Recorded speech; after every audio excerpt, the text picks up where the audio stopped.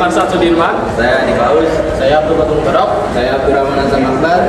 Hari ini kita akan membahas 3 aturan Leonardo da Vinci. Yang pertama ada Oke, yang peraturan pertama yaitu curiosita, rasa ingin tahu yang tak terbatas. Ini adalah aturan utama Leonardo, selalu haus akan pengetahuan dan tidak pernah berhenti bertanya.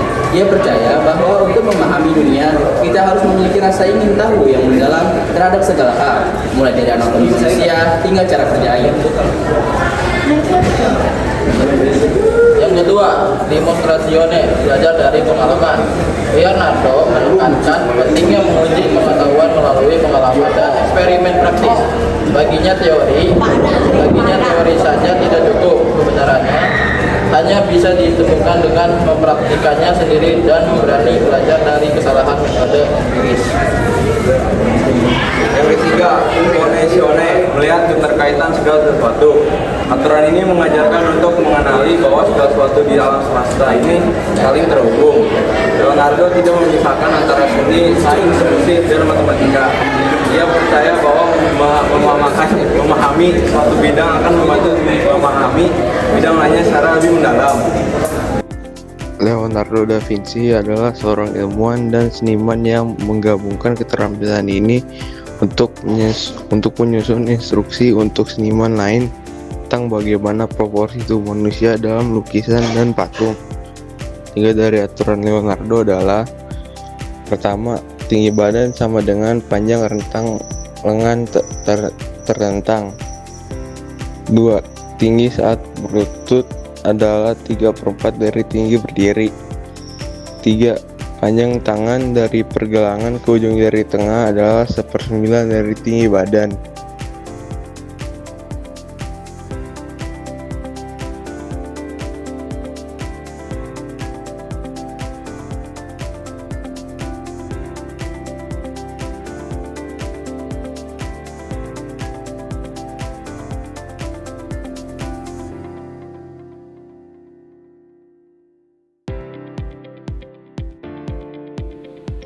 Di sini saya akan mencari persamaan garis dan garsi. Untuk langkah pertamanya yaitu menentukan bentuk persamaan dari garis linear, variabel bebas, dan variabel terikat.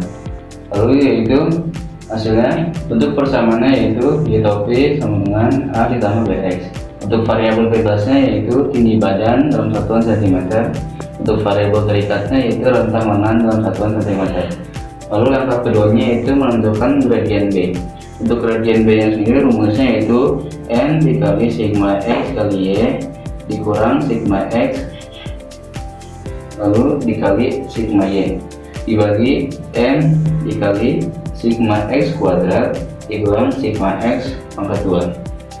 Lalu kita masukkan semua yaitu 5 dikali 136.190 dikurang 817 dikali 831 dibagi 5 dikali 133.817 dikurang 817 pangkat 2. Lalu hasilnya 680.950 dikurang 678.927 dibagi 669.085 dikurang 667.489. Hasilnya yaitu 2023 dibagi 150.596.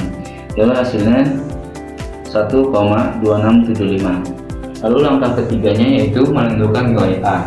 Untuk menentukan nilai A yaitu rumusnya Y bar min TX bar. Sebelum itu kita cari dulu X barnya. X barnya sama dengan sigma X dibagi N.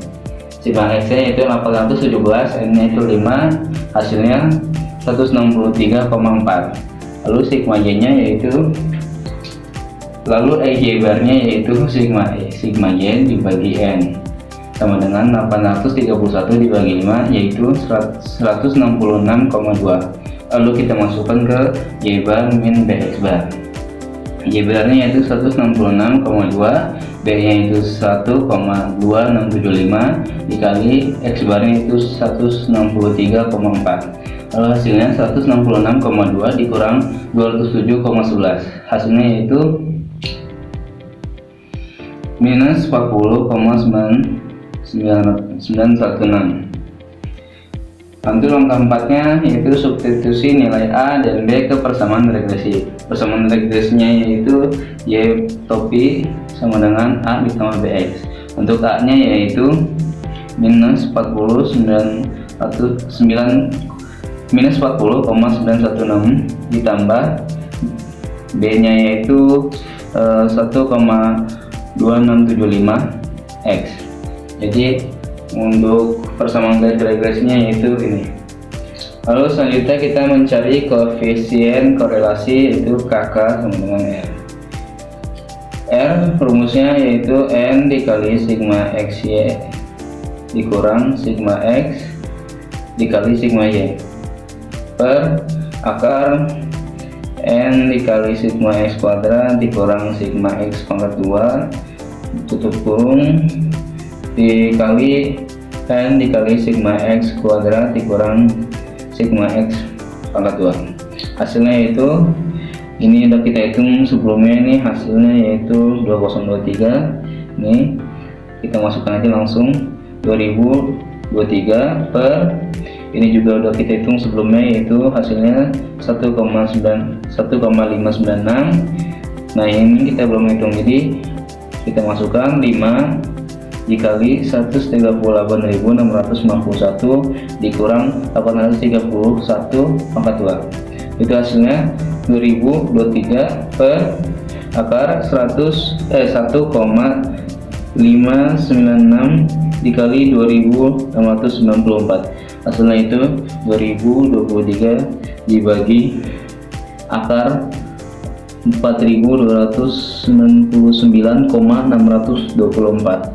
Lalu hasilnya akar dari 4299,624 yaitu 2073,55. Jadi 2023 dibagi 2073,55, hasilnya yaitu 0,9756. Lalu kita bulatkan menjadi 0,98. Ini yang artinya korelasi ini sangat kuat. Nah, sekarang kita sudah sampai di cara untuk menghitung menggunakan Excel. Nah, aku sudah membuatkan data-data yang kita perlukan, seperti grafik, mencari nilai B, mencari nilai A, dan juga mencari nilai R. Nah, pertama-tama yang ada di dalam tabel ini adalah persamaan 1, di mana aku menghitung tinggi badan sebagai X dan rentang tangan sebagai Y. Lalu, tinggi badan dan rentang tangan aku totalkan dua-duanya dengan rumus sum yang ada di sini. Lalu untuk menghitung X dan Y cukup menggunakan rumus perkalian seperti biasa dengan menggunakan tanda bintang, dan pangkat juga menggunakan tanda pangkat, dan juga berlaku untuk Y pangkat 2.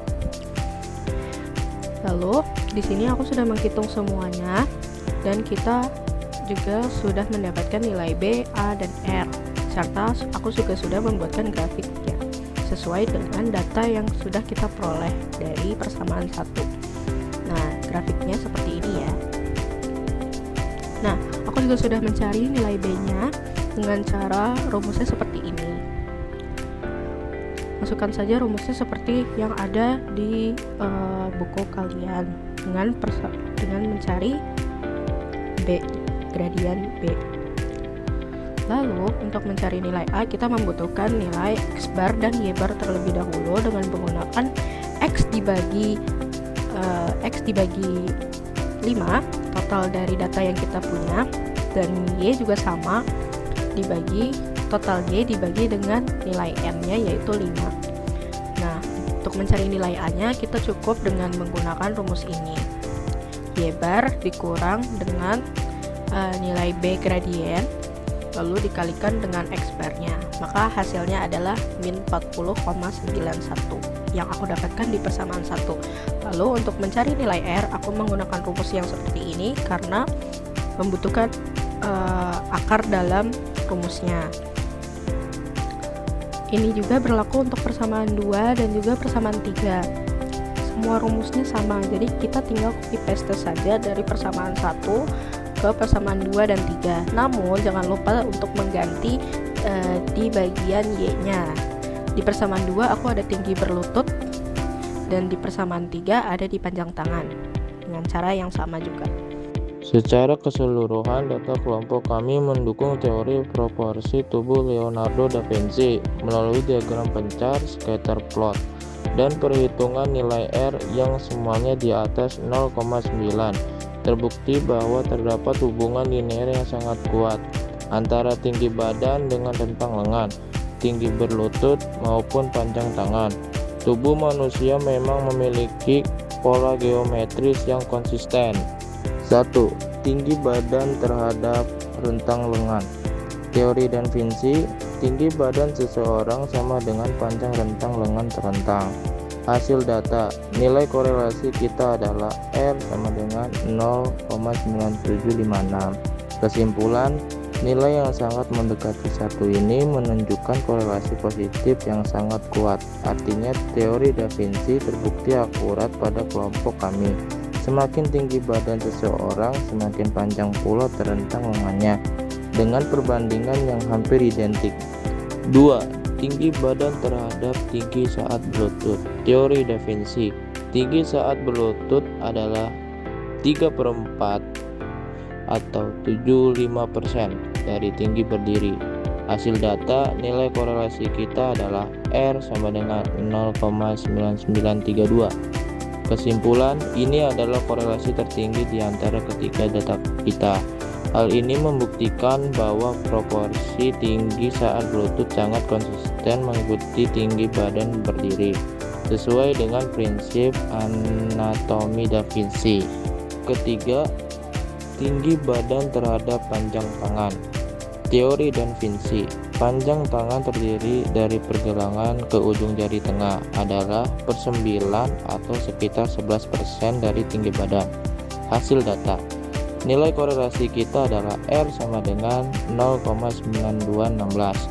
Kesimpulan, meskipun nilai korelasi ini paling rendah dibanding dua data lainnya, angka 0,92 tetap dikategorikan sebagai korelasi positif yang kuat.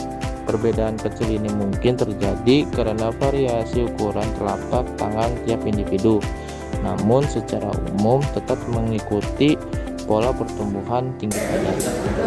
Sekian dari kami. Assalamualaikum warahmatullahi wabarakatuh.